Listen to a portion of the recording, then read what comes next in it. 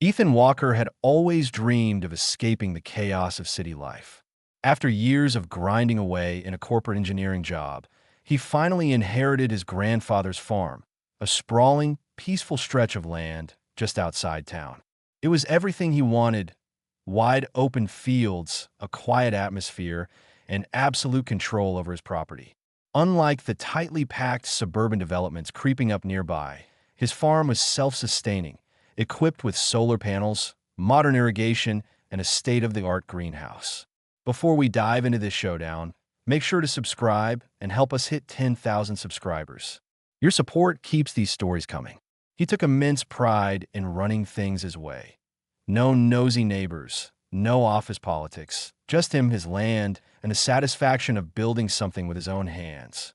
The closest residential area was still a good few miles away, but he had been keeping an eye on the new housing development inching closer every year. He knew trouble would come knocking eventually. It started with a friendly visit one bright afternoon. A well-dressed woman with an overall smile arrived at his front gate. Accompanying her were two clipboard-holding assistants, both exuding an air of forced professionalism. The woman introduced herself as Regina Holloway, president of the HOA Estates Homeowners Association. Her tone was syrupy sweet, but Ethan recognized the type immediately, someone who smiled while sharpening their knives behind their back. Regina wasted no time explaining why she was there. According to her, the expansion of HOA Estates meant that certain adjustments needed to be made to ensure a smooth integration of all properties into the community. She hinted that Ethan's farm, despite its independent status, might technically fall within HOA oversight. She spoke of community standards, beautification efforts, and mutual benefits. Ethan wasn't buying it. He listened politely, nodding where appropriate, before asking, "So in plain English, you're saying you wanted to sign up for HOA rules?" Gina let out a well-rehearsed chuckle. "Not want, Mr. Walker.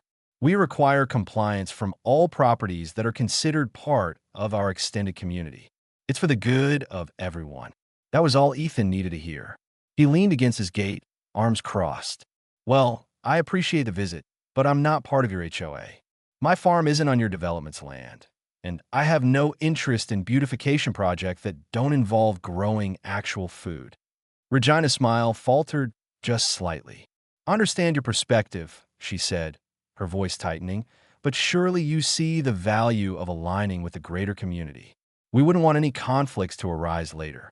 There was the thinly veiled threat. Ethan wasn't about to let some self-important HOA president dictate what he did on land that had been in his family for generations. "I'll take my chances," he said, tipping his hat before walking away. As he closed the gate behind him, he caught sight of Regina's assistants exchanging glances. She, however, stood rigid, her manicured nails gripping the clipboard a little too tightly. It was clear she wasn't used to being told no. Ethan didn't think much of it at first. He figured she'd move on to easier targets, people who actually lived within the HOA's domain. He was wrong. That visit was just the beginning. A week after Ethan's encounter with Regina, the letters started arriving. At first, they were just annoyances, official-looking envelopes with the HOA Estates logo filled with polite yet insistent wording about necessary compliance and alignment with community standards. Ethan ignored them. His property wasn't part of the HOA, and as far as he was concerned, their rules didn't apply to him. But the letters didn't stop. In fact, they became more aggressive. The notices claimed his fencing was out of alignment with the aesthetic requirements of the greater community and that his unauthorized land use needed to be reviewed. They even included a vague reference to penalties for noncompliance. Ethan had a good laugh the first time he read one, shaking his head at the absurdity of an HOA trying to regulate a farm. But the amusement wore off quickly as the letters kept coming. Then came the unexpected visits. One morning, Ethan caught movement near his back fence and went out to investigate. Two men in polo shirts with HOA badges were wandering along his property line, jotting notes on clipboards. He watched from a distance at first, curious to see what they were up to. When one of them pulled out a tape measure and started marking something on a sheet, Ethan decided he'd had enough. He approached, hands in his pockets, voice calm but firm. "Something I can help you with." The two men startled slightly before regaining their composure. One, a wiry guy with glasses, cleared his throat. "We're conducting a routine inspection on behalf of OJ Estates, just making sure all properties in the area are up to standard." Ethan raised an eyebrow. "That's so? Because this isn't OJ Estates. It's my farm, which you're trespassing on." The other man, who had been quiet until now, gave a nervous chuckle. "We were told this land was under HOA jurisdiction." Ethan leaned in slightly. "Who told you that?" Neither of them answered right away. Instead, the first one flipped through his notes before muttering, "It's part of our extended review. If there's been a misunderstanding, I'm sure we can." "There's no misunderstanding," Ethan interrupted. "I don't answer to your HOA, so unless you've got a warrant, you two are going to turn around and leave now." The men hesitated before finally backing off, mumbling something about checking with the board. Ethan watched them go, knowing full well who had sent them. Regina wasn't going to take no for an answer. A few days later, the escalation continued. Ethan returned from a supply run to find a brand new sign posted near the edge of his property. It bore the HOA's logo. "Go and read the Future Community Enhancement Zone, pending development review." That was enough to set his teeth on edge. He grabbed the sign, yanked it out of the ground, and tossed it into his truck bed. He wasn't sure whether to be more annoyed by the arrogance or the outright lie. There was no pending development on his land, at least not one he had approved. The next morning, he woke up to find a different kind of surprise. A formal letter hand-delivered, notifying him that an official compliance officer would be visiting the property for an assessment of outstanding violations. Ethan sighed, rubbing his temples. He could already tell where this was going. Sure enough, Regina showed up in person later that afternoon, this time flanked by a man in a suit, likely one of the HOA's legal representatives. Ethan didn't bother inviting them past the gate. He simply stood there, arms crossed, while Regina's smile stretched just a little too tight. "Mr. Walker," she began smoothly, "I do hope we can resolve this amicably. As I'm sure you're aware, your property is now within OJ Estate's influence, and we need to ensure all landowners are maintaining the proper standards." Ethan let out a short laugh. "I hope we can resolve this amicably, Regina. I don't know how to say this any clearer. I'm not part of your HOA. You don't have any authority here." The man beside her cleared his throat. "That's not entirely accurate." Ethan's expression darkened. "Oh, do enlighten me." The lawyer stepped forward, adjusting his tie. "Due to municipal zoning expansions, certain properties now fall under the community oversight of OJ Estates. While your property is technically classified as agricultural, there's a legal gray area regarding compliance with community standards." Ethan could barely believe what he was hearing.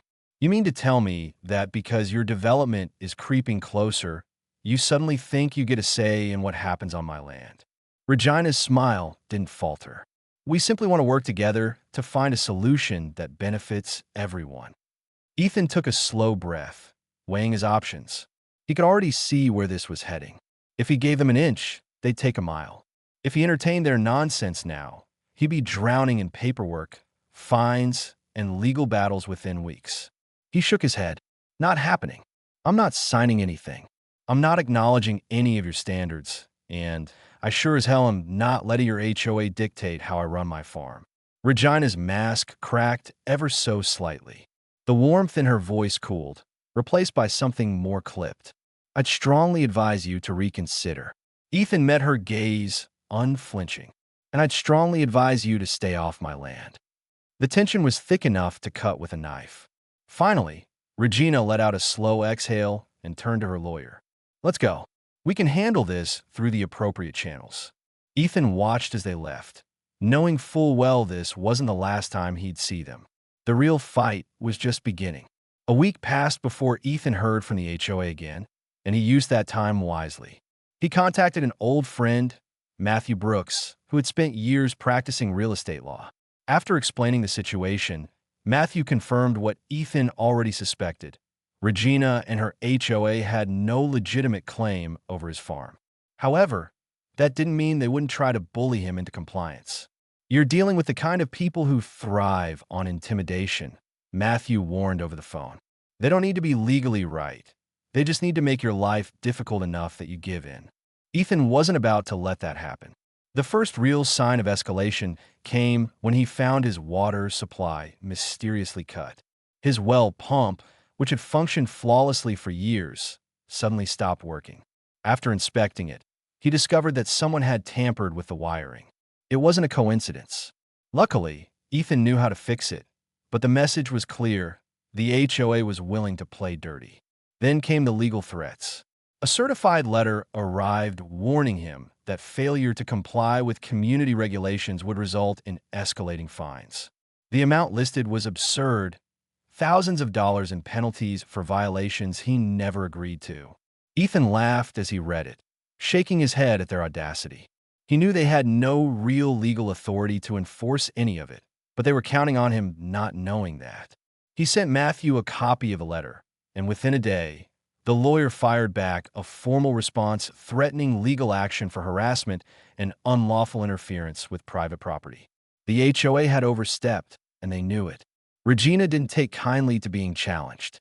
A few nights later, Ethan's security cameras picked up movement near his property line. A group of HOA members, probably emboldened by Regina, were messing with his fence, trying to make it look like it was encroaching onto their land.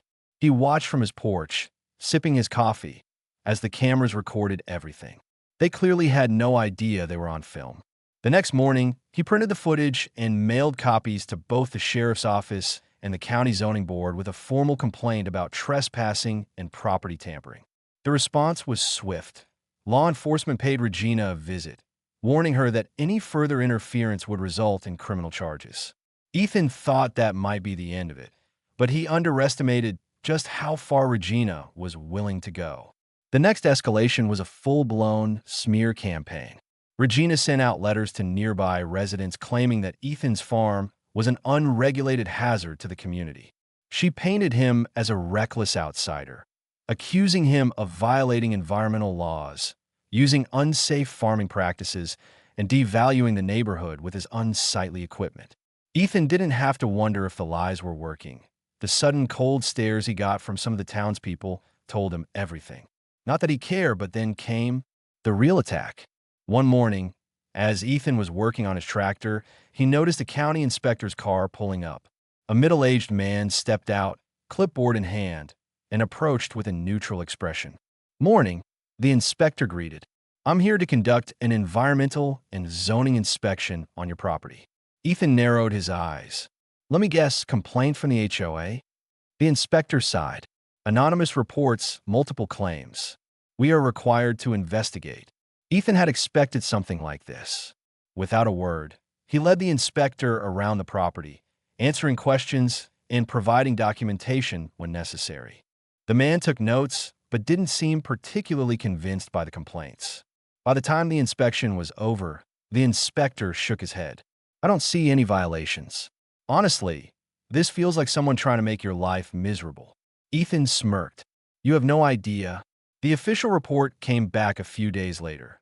No infractions, no violations, nothing even remotely close to what Regina had claimed. Ethan made sure to get a copy, knowing it would come in handy. Regina, however, wasn't finished. Her final move was the most outrageous yet. She personally led a small group of HOA enforcers to Ethan's property, marching up to his front gate as if she owned the place. Ethan had been expecting this. He walked out onto his porch, arms crossed, watching as she approached. Regina's smile was gone. "This is your last chance, Ethan," she declared. "I've been patient. I've tried to work with you, but you are defying community standards, and I will not allow one stubborn man to ruin the integrity of Oj Estates." Ethan chuckled. "That's funny because I don't remember ever agreeing to your community standards." "You don't have a choice," she snapped. "This land will be annexed into the HOA whether you like it or not." Ethan took a step forward. "That's so, because I've got footage of your goons trespassing, a legal report proving I'm not under your jurisdiction, and a signed letter for the county inspector clearing me of every ridiculous claim you've thrown my way." Regina's face turned red. "You will comply." "No," Ethan interrupted. "I won't. And if you or anyone from your HOA sets foot on my property again, I will press charges." The HOA enforcers shifted uneasily behind Regina. She clenched her jaw, realizing she had overplayed her hand. Without another word, She turned on her heel and stormed off, her entourage scrambling to follow. Ethan watched them go, a victorious smirk on his face. This war was almost over.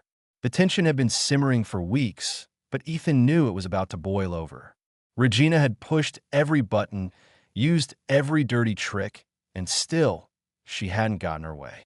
He could tell she was nearing her breaking point. She had tried letters, legal threats, trespassing, vandalism, false reports, and smear campaigns, and every time, Ethan had pushed back harder. She wasn't used to losing, and now she was about to do something drastic. Ethan spent the next few days reinforcing his property. He installed additional security cameras, reinforced his fences, and made sure his lawyer, Matthew, had copies of every interaction, complaint, and legal response. He had also developed a habit of carrying a voice recorder in his pocket just in case Regina decided to confront him in person again. He didn't have to wait long. Late one evening, just as the sun was dipping below the horizon, he saw movement near the edge of his property. He grabbed his binoculars and scanned the area. What he saw made his blood boil. Regina was back, but this time she wasn't alone. A group of at least a dozen HOA members and hired workers stood behind her, all wearing reflective vests. Some of them were carrying tools. Others had stacks of signs that looked suspiciously like property seizure notices. Ethan stepped out onto his porch, arms crossed, as Regina strode forward, her eyes burning with smug satisfaction. The workers followed behind, carrying their supplies as if they already had permission to start digging up his land. "This is your final warning, Ethan," Regina announced loudly, her voice carrying over the quiet evening air. "We are reclaiming this land under Oak Estate's jurisdiction. You've had multiple chances to comply, and since you've refused, we're taking action." Ethan didn't even blink. "And what exactly do you think you're doing?" Regina smirked, nodding toward the workers. "Our community has already approved the extension of our boundaries, and that includes your land. We've arranged for your fencing to be replaced with HOA-approved materials, and we'll be beginning groundwork for a new pedestrian pathway that will connect Oak Estates to the surrounding properties." Ethan took a slow step forward. "You mean you think you're going to tear up my farm and build a path on land you don't own?" Regina's expression remained smug, but Ethan noticed the flicker of uncertainty in her eyes. She was banking on intimidation. She wanted him to back down, to accept her claim as a done deal. Ethan turned his head slightly, speaking loud enough for the entire group to hear. "I hope none of you brought heavy machinery, because I guarantee that the sheriff would love to have a word with every single one of you for trespassing." Regina's face twitched, but she quickly recovered. "This isn't trespassing. This is an enforcement action. You have no legal right to resist." Ethan pulled out his phone, already dialing. "Good thing I had a chat with the sheriff earlier today. He told me to call the moment you overstep." Regina's confidence wavered. Some of the workers hesitated, looking at each other uneasily. They had clearly been told this was a routine project, not an illegal land grab. Ethan continued, his voice dangerously calm. "Not only are you trespassing, but you're also attempting to alter private property without consent. That's destruction of property, Regina. You think your HOA connections will protect you from facing the consequences." "Lonely charges." Regina's jaw tightened. She turned sharply to the workers. "Proceed with the modifications." No one moved. "Proceed," she repeated, her voice rising. The hesitation among her crew grew. Some of them slowly backed away. One man cleared his throat. If the sheriff's involved, maybe we should wait." Now she shrieked. Ethan almost felt sorry for her. Almost. A moment later, headlights appeared in the distance, and the sound of an approaching vehicle silenced the entire group. A black and white patrol SUV rolled up to the entrance of Ethan's farm, and out stepped Sheriff Tom Calloway, a grizzled man who had known Ethan's grandfather for years. The sheriff took one look at the group, then turned his gaze toward Regina. "Miss Holloway, I was wondering when I'd have to deal with you directly." Regina straightened, regaining her composure. "Sheriff, this is a community matter. We are within our rights to—" "No, you're not," Sheriff Calloway interrupted. "I already spoke with the county officials and the zoning board. You have zero legal claim over this property, and now you're on it uninvited with workers ready to dismantle private property. Regina opened her mouth, but the sheriff wasn't finished. That makes this criminal trespassing and attempted property damage. I suggest you and your people turn around before I start making arrests. The silence that followed was thick and suffocating. Regina's face turned red with fury. This is outrageous. We are only trying to improve the community. This land should be ours. The sheriff raised an eyebrow. Not your call to make. Ethan watched as Regina's control over the situation unraveled completely. Her workers were already backing away, some quickly stuffing their tools back into their trucks. Even her most loyal HOA members were looking around nervously, realizing just how badly this had gone. Regina was losing, and she knew it. "I'll have your job for this," she hissed at the sheriff. Sheriff Calloway let out a short, amused chuckle. "Lady, I've been sheriff here for 20 years. You think some HOA nonsense is going to scare me?" Regina let out an incoherent noise of frustration before turning on Ethan. "You think this is over? You have no idea who you're messing with. I will find a way to take this land, one way or another." Ethan, utterly unimpressed, smirked. "You've already tried every trick in the book, and you've lost. Maybe it's time to take the hint." She let out a growl of frustration and spun on her heel, marching back toward her car. Her remaining supporters quickly followed, eager to distance themselves from the mess. Within minutes, the entire group had vanished down the road, leaving behind only a few trampled patches of dirt and a pile of abandoned HOA signs. Sheriff Calloway turned back to Ethan. "You sure know how to pick your enemies." Ethan chuckled. "She picked me." The sheriff shook his head. "Keep your cameras running and your lawyer on speed dial. She's stubborn, but after tonight, I doubt she'll find many who will support her." Ethan nodded, already planning to reinforce his fences even more. He knew Regina wasn't going to let this go quietly, but after such a massive public humiliation, her power over Oak Estates was crumbling fast. As the sheriff drove away, Ethan leaned against his truck, watching the last traces of the sun disappear behind the hills. He had won this battle, and though Regina might try again, she had just learned a painful lesson. Ethan Walker wasn't the kind of man to be pushed around. The days following Regina's disastrous attempt to seize Ethan's farm were filled with quiet satisfaction. The HOA president had overplayed her hand, and now she was paying the price. Word of the confrontation spread quickly through town, thanks in no small part to the sheriff's involvement and a number of people who had witnessed Regina's meltdown firsthand. Ethan received calls from a few local farmers and business owners who had dealt with HOA overreach before. They congratulated him, some even offering to help if the HOA tried anything else. It was clear that Regina had made enemies far beyond his property line. More importantly, the county had taken a closer look at Oak Estates management. Regina had operated unchecked for years, but now her name was under scrutiny. The county zoning board launched an investigation into her questionable property claims, and it didn't take long for financial irregularities to surface. It turned out that Regina had been misusing HOA funds for enhancement projects that conveniently benefited her personal property and interests. When the news broke, the HOA members, especially those who had followed her blindly, turned on her. Complaints flooded the next community meeting, and in a glorious act of poetic justice, Regina was voted out as HOA president by the very people she had once controlled. Ethan had thought about attending the meeting just to watch the fallout, but decided against it. He didn't need to see Regina's downfall firsthand. He had won, and that was enough. But that didn't mean he wasn't going to have a little fun with it. Regina might have lost her power, but Ethan wanted to make sure she never forgot the absolute humiliation she suffered. So, in an act of petty but satisfying revenge, he named his newest pig Regina. Word spread quickly, and before long, everyone in town knew about it. Farmers, shop owners, even some HOA members couldn't help but chuckle when they heard that Ethan now owned a particularly stubborn, loud, and temperamental pig named after their former HOA president. Ethan took it a step further, ensuring that every time someone visited the farm, they got to hear him call out Regina's name. "Regina, get out of the mud. You're making a mess. Regina, quit squealing. Nobody wants to hear it." "Regina, you could try all you want, but you're never getting out of that pen." The locals absolutely loved it. Regina, the ex-HOA president, did not. One day, she actually showed up at Ethan's. Seething with rage, she stormed to his front gate, demanding he change that pig's name immediately.